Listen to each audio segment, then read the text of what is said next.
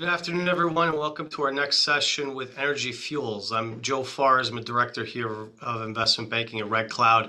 I'm joined by CEO Mark Chalmers, who will walk us through EFR's approach to becoming America's next big rare earth element producer. They've actually kicked off some commercial production for rare earths, and not to mention that Energy Fuels has really positioned itself with the operational readiness to be the largest uranium producer in the U.S. Real credit to the White Mesa Mill. And with that, Mark, why don't you take it away? Thank you, Joe. And it's my pleasure to talk about our story, which is different than anybody else's story. So, we are quickly emerging as America's leading producer of critical minerals. Next slide here. I'm trying to get this to advance. Okay, I may be making some forward-looking statements. Look at the disclaimers at the back of the presentation. Look at Energy Fuels, as I said, there's really no investment like Energy Fuels. Typically, you would be investing in a uranium producer or a rare earth producer or vanadium producer. But with Energy Fuels, you really get an investment in all those. So if you're focused on reducing carbon emissions, electrification, Energy Fuels is really a one-stop shop for that type of coverage. So it's a little busy on what we do, but everything we do is focused around the ability to process and deal with the radionuclides in the materials that we process. We also have a very strong balance sheet, zero debt. We have probably somewhere in the order of $1 billion with the assets that's fully paid for, replacement value, and have very significant financial strength, including inventories of uranium, vanadium. Everyone in the business, in the mining business, in all businesses around the world have to focus on ESG. That's not going away. If you're not really focusing on it, you're not going to go very far. Our company is no different. Matter of fact, we've made a very significant commitment for our company. Recently, we put together a clean energy foundation in the area around the White Mesa Mill. We funded that with $1 million US to get it started and committed 1% of our revenues at the White Mesa Mill going forward. If we achieve our goals, that will be several $1 million a year, replenishing that $1 million in the foundation. We also released our first sustainability report a little over a year ago, and that is a very powerful document in how it covers the many things we can do to reduce carbon emissions and electrification. Our footprint is significant from Wyoming all the way down to Texas. We have 2 in situ recovery production sites that are fully constructed and paid for on standby. The White Mesa Mill is the blue star in the Four Corners region. And then we have a number of satellite deposits that surround all those production sites. Just some pictures of the 3 production sites.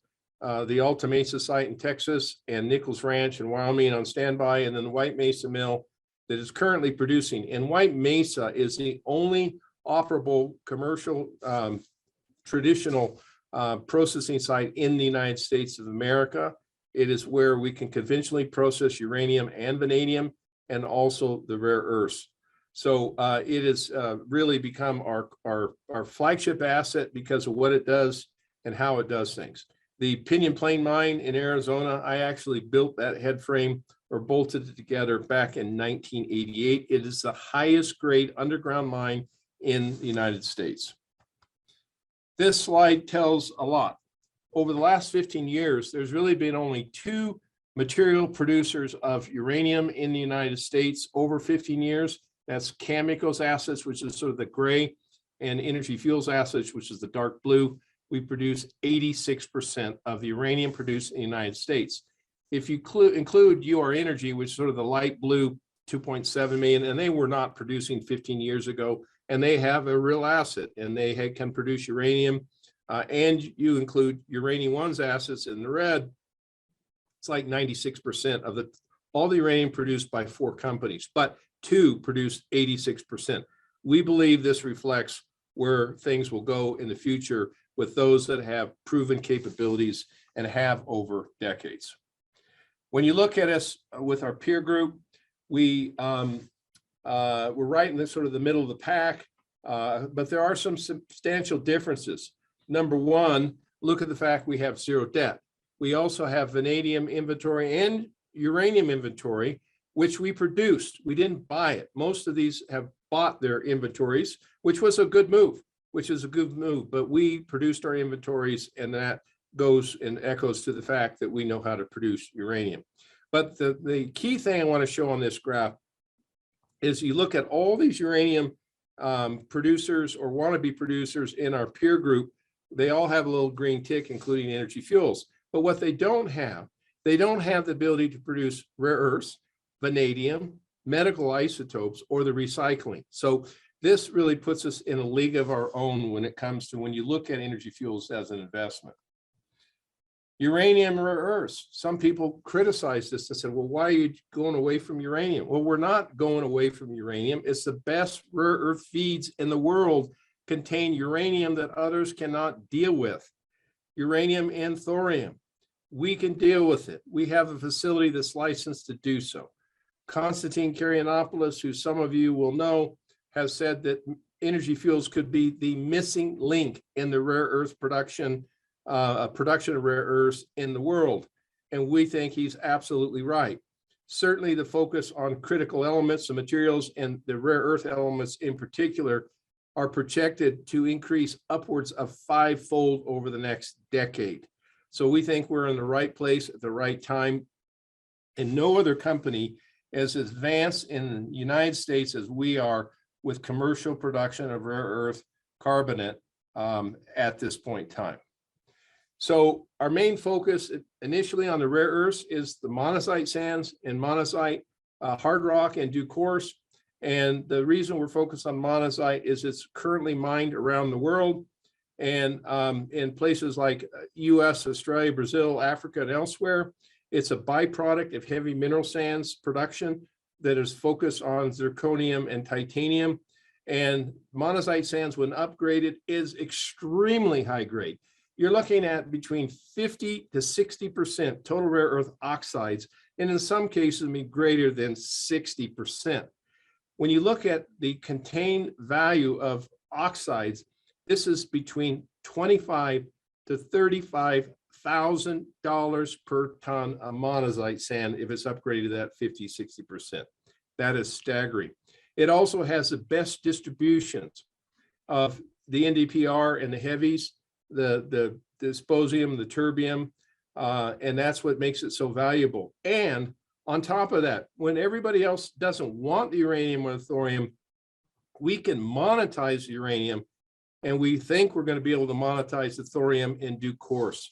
So that's an extra 5 to 10% on top of what the value of the rare earths are alone, and others would not even want to deal with it. So the capabilities of White Mesa are immense. There's a picture of the White Mesa mill. It's about 40 years old. It's been refurbished a number of times. It is the only facility in North America that's licensed to process rare earths right now. And it also has substantial material capabilities for upscaling. It's licensed for 720,000 tons per year of ore from uranium mines, and the monazite has about the same grade of uranium as our typical ores.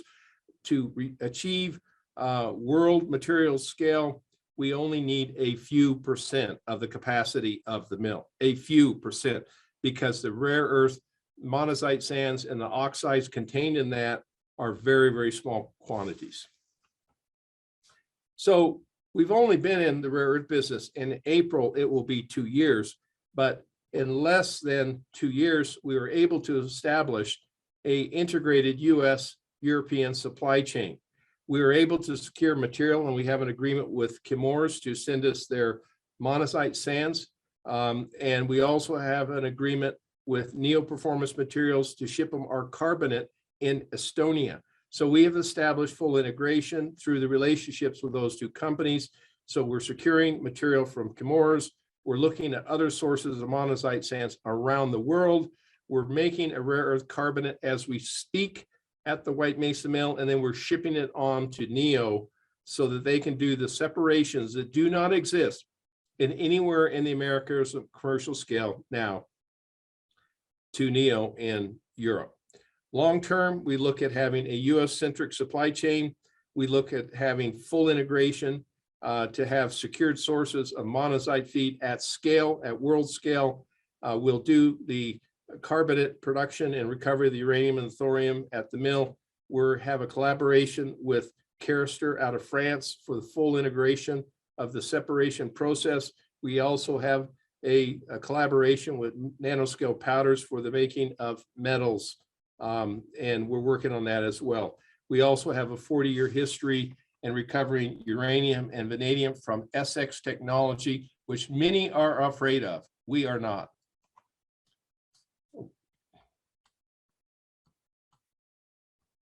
Somehow we skipped over here. Sorry, let me back up.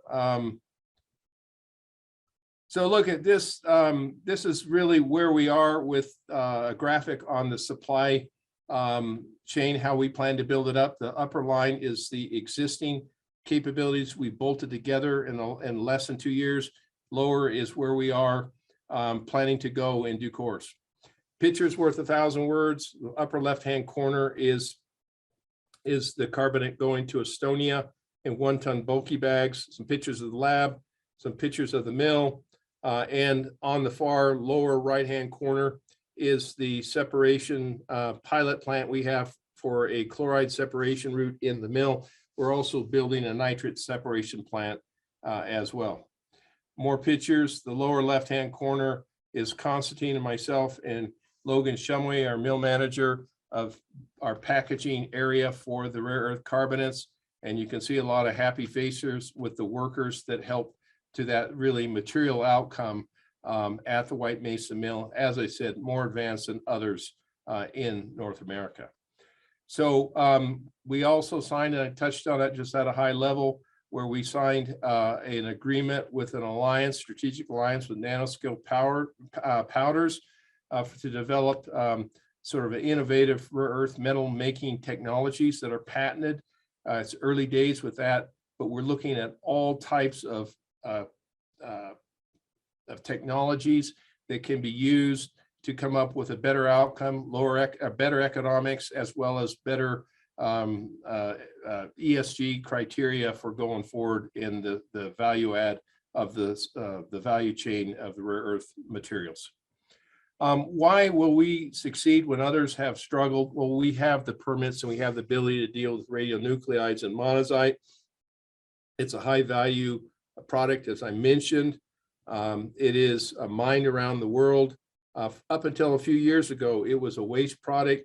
It's straightforward to process. If you can handle the radionuclides, monazite is easy to process. It's low capital costs and capital efficiency and operating costs. We think that's going to surprise people on how efficient we can be in terms of capital strike rate and operating costs. We have a long history, as I mentioned, dealing with solvent extraction, which is the way you recover the oxides through the proven technologies. And we also are in Utah, which is a great place to do business and a lot more business friendly than places like California and certain places in Australia. When you look at us with our peer group, with the other rare earth producers or wannabes, I just want to make a note to the fact that MP and Linus, and we're going to chase them. We're going to chase them. We're not going to get there overnight. We're not going to get there in a year.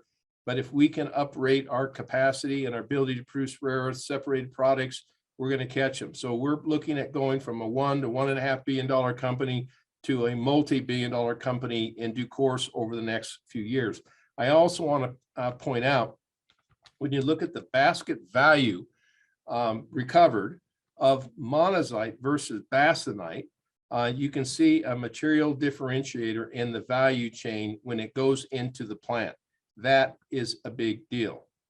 So aside from rare earths, we have the ability to produce uranium, but we also have and rare earths, but we also have the only vanadium production plant in North America that produces from conventional sources for vanadium. We have about $20 million of inventories at this point in time. And that's another element that's also a critical element. Medical isotopes, this is early on. We're looking at potentially monetizing the radioisotopes that come with the monazite and the uranium ores. Watch this space. If you look at our company and our ESG plans, the reason the mill has survived the test of time is because we are able to recycle natural uranium, and that's why the mill still exists today. So it's been material over periods of low uranium prices. Another opportunity, without trying to be like a machine gun here, is cleaning up of abandoned uranium mines in the region around the White Mesa Mill.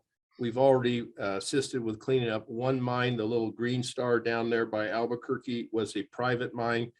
We have received in the last couple of years 60,000 tons to recover the uranium, dispose of those low-grade ores. That is a great outcome, because the lowest cost uranium production in probably the world is the recycling we do at White Mesa. We also recently announced and are working with CUR, Consolidated Uranium, where we divested some non-core assets to them. We're their largest shareholder, and we'll also be a significant shareholder of Labrador Uranium. The total of that is well in excess of $30 million, probably upwards of 40 million today with the increased share prices. Substantial capital strength. The last reporting period, we announced 131 million in cash, securities, or inventories. That was valuing our inventories and at book value of uranium and vanadium. This slide is already outdated over the last couple of days because uranium is over $50 a pound today, and vanadium prices continue to increase. When you make those adjustments and include the value of our shareholdings in CUR and Labrador, we are well north of that 131. So really, in closing, an investment in Energy Fuels is an investment in all things reducing carbon emissions and electrification. And thank you for your time and your interest in Energy Fuels. Thank you, Mark. It's always a pleasure to moderate these sessions as you tell such a good story here. We have time for one question here.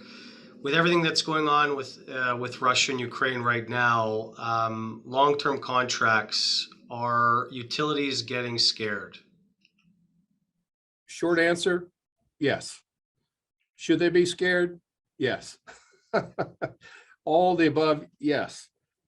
You know, Joe, that our company took the front of the line lead on trying to let the government, U.S. government, know that we are overly dependent to Russia and Kazakhstan over the last few years, and the pigeons are coming home to roost right now.